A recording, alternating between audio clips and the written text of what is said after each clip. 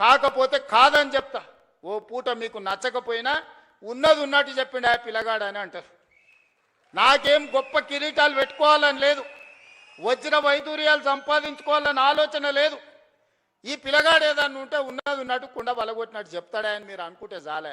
పదవి ఎంతకాలం ఉంటే ఉంటుంది, పోతే పోతుంది. పదవి ఎవరికి శాశ్వతం? ఇందిరమ్మకే శాశ్వతం కాలే, ఇందిరమ్మకే పదవి శాశ్వతం కాలే, ఎన్టీఆర్కు పదవి శాశ్వతం కాలే, రాజశేఖర రెడ్డికి పదవి శాశ్వతం కాలే. నాకు కూడా పదవి శాశ్వతం కాదు, మాటనే శాశ్వతం. మాట మాట్లాడితే నిలబడతాడు, మాట కోసం ఎంతకైనా నిలబడతాడు అనే పేరు కోసమే ఈ ప్రయత్నం అంతా. అబద్ధాల పునాదుల మీద ఈ ప్రభుత్వాన్ని నడపను. మీకు అబద్ధాలు చెప్పి మిమ్మల్ని నమ్మించే ప్రయత్నం చేయను. ఏమున్నదో అదే చెప్తా, ఏం చెప్పినో అదే చేస్తా. సోదరులారా, తెలంగాణ రైతాంగానికి నా విజ్ఞప్తి ఒక్కటే, వ్యవసాయాన్ని ఈరోజు కాలం మారింది, కాలానికి తగ్గట్టుగా మన నైపుణ్యం పెంచుకోవాలి. ఈసారి వర్షాలు పడవు, శాస్త్రవేత్తలు చెప్తారు.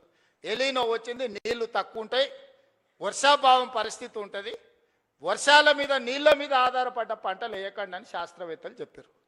నేను గదే చెప్పిన. ఇక చూసినావా రేవంత్ రెడ్డి రైతులకు పంగనామం పెడుతున్నాను. అరే పంకమాలనోడా, వాన పడదురా అని నేను చెప్తున్నా. వాన పడకపోతే, నీళ్లు రాకపోతే, కాలువలు వారకపోతే వరి ఎట్లా వండుతుంది?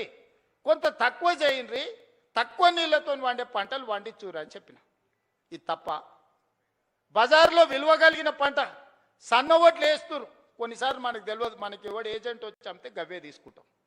7 రకాలకు మార్కెట్లో మంచి డిమాండ్ ఉంది, 7 రకాలు వేస్తే కొనుగోలుతో పాటు బోనస్ కూడా ఇస్తానని మా ఉత్తమన్న చెప్పిండు.